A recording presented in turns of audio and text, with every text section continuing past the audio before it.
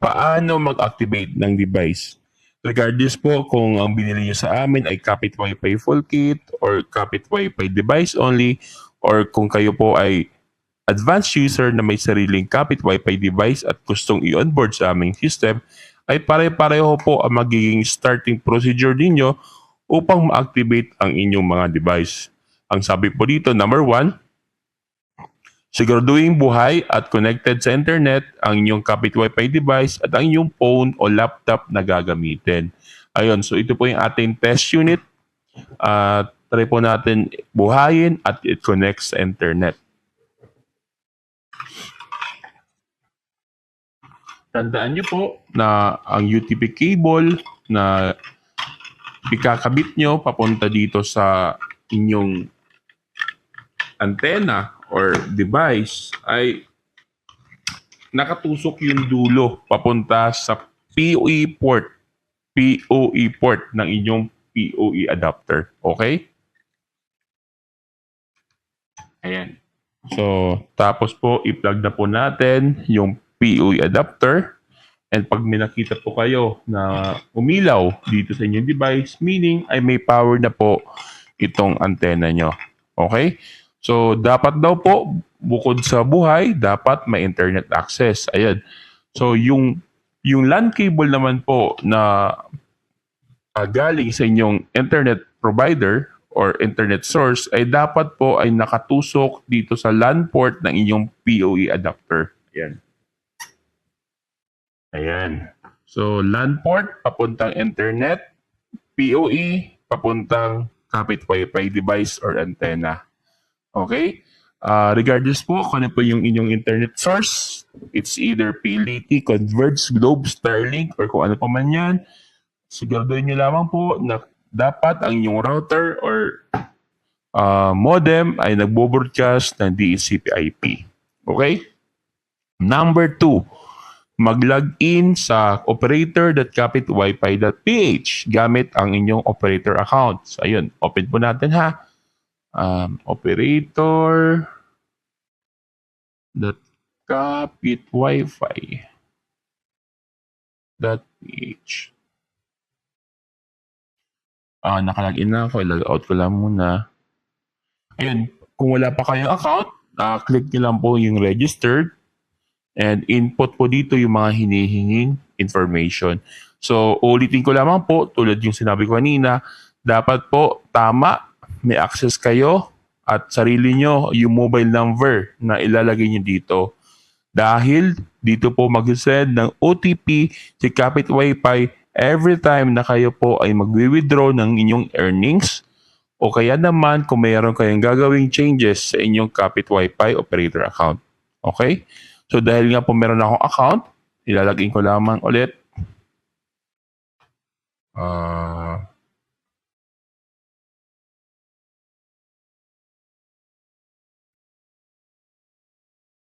Ayun, ito po yung dashboard ng inyong Kapit Wi-Fi operator. Andito yung logout, ito yung estimated total earnings, andito yung mga offline, online device, etc. etc. So balik lang po tayo doon. So paano mag-activate ng device? Ang sabi po dito, pindutin ang add device sa number 3. Okay, add device. Ayun.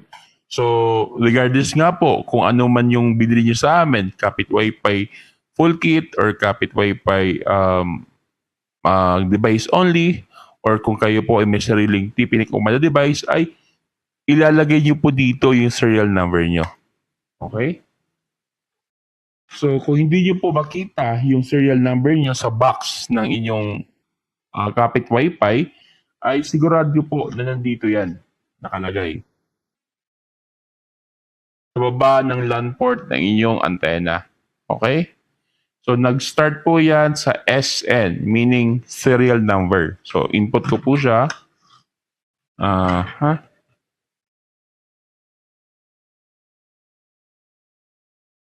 2, 3, 3, 5, K7, 0, 0, 2, 796. Ayan.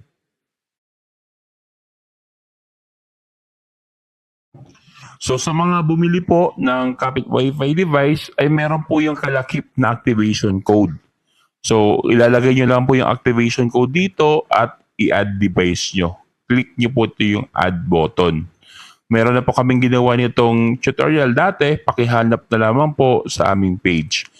So pag click nyo po yung add device dito, itong button na to, matik po yan lalabas na dito sa number ng online kapag online yung inyong device. Kapag offline naman, ay dito yung mag-a-appear. Okay? So, ayun. So, dahil nga po ng tutorial na ito ay para po doon sa mga advanced user at may sariling TP-Link Umada device at gustong i-onboard or gumamit ng aming system, ay wala po silang activation code. So, ang kailangan po nilang gawin ay i-click itong I am adding my own TP-Link device. Pagka-click po niyan, ay lalabas po dito yung additional 6 instruction. And ang number 1 ay make sure your device is supported by Umada controller. So, i-check niyo po dito kung hindi pa kayo sigurado kung ang inyong device na ino-onboard ay supported namin. Ayan.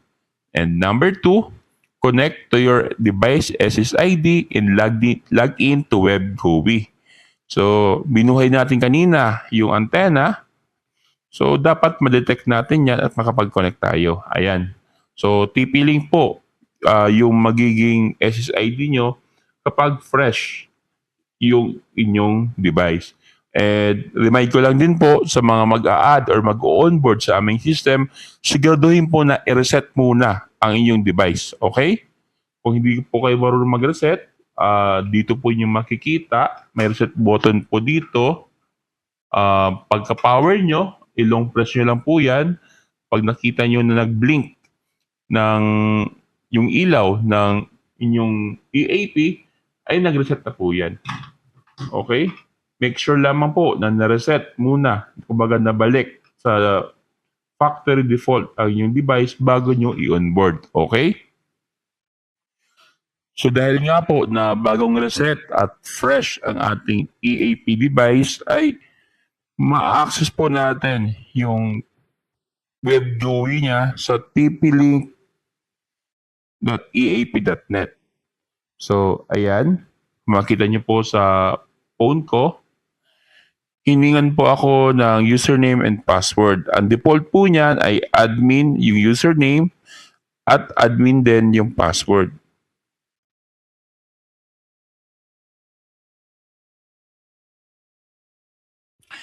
And then, pupunta yan dito sa quick setup kasi nga po, fresh, bagong-bago yung ating EAP device.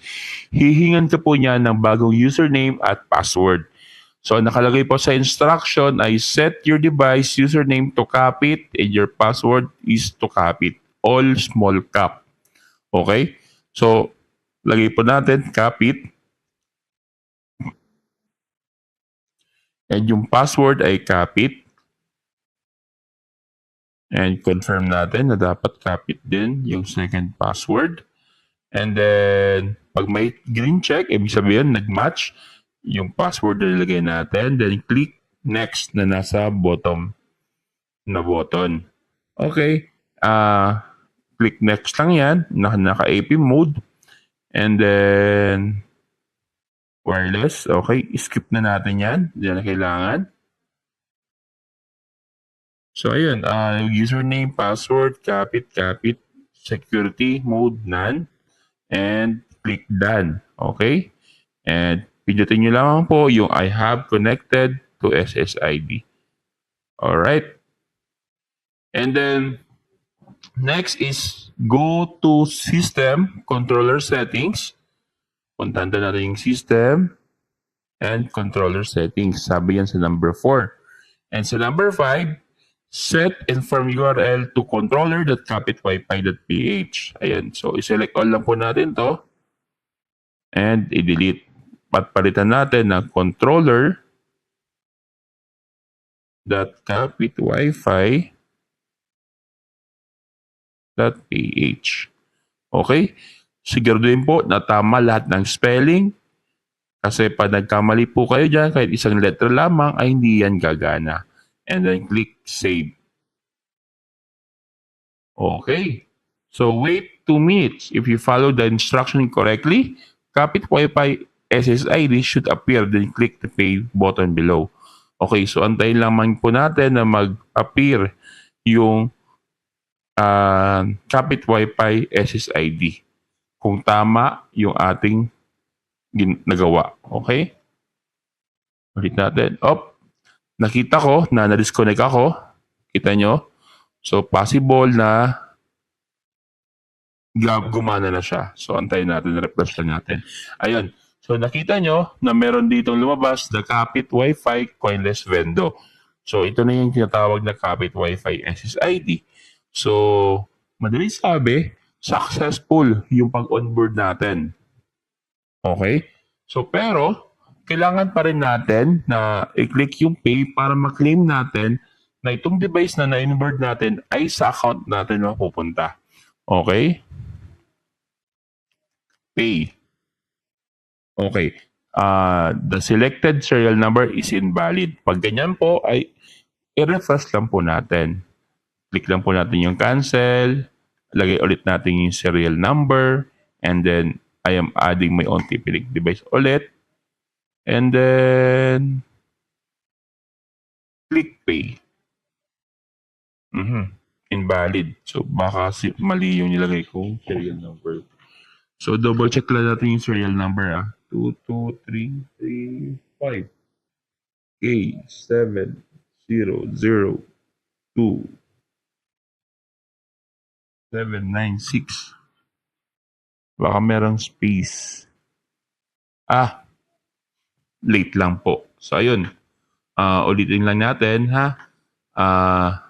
Pag ganun po, antay lang po tayo ng another minute kasi baka hindi lang po nag-appear agad sa server. Click pay po natin. So, ayan. Wala na yung error. And then, dito po, may option tayo kung paano natin babayaran. Pwede yung GCash, Maya, QRPH, card, or kung ano po man. So, baka later on, magdagdag po tayo dito ng payment option using Kapit Wi-Fi balance. Okay? So, ang gagawin ko dito is GCash. GCash payment po ako. Okay. I-blur ko lang po ito mamaya.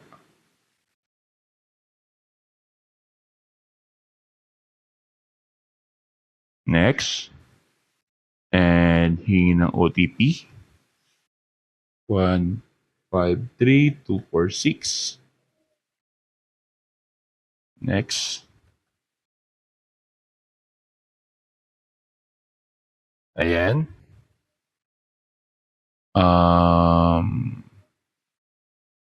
Binabayaran ko na po. Ayan. So, pag successful po yung payment natin, ay makikita nyo na po dito yung inyong device. Yung bagong ad. Ito po yung bagong device na nakamak address pa. Okay? 250 po pala ang onboarding pay. Ito po ay lifetime na yung validity. So, minito sa one time ka lang po babayad and lifetime na po na naka-onboard yung device. So, para ka lang din po niya nag-subscribe sa mga cloud controller ni Umada na baka nga mas mahal pa eh. So, dito sa amin, 250 lang, lifetime na. Wala ka nang babayaran monthly para sa pag-host ng inyong AAP device. Okay?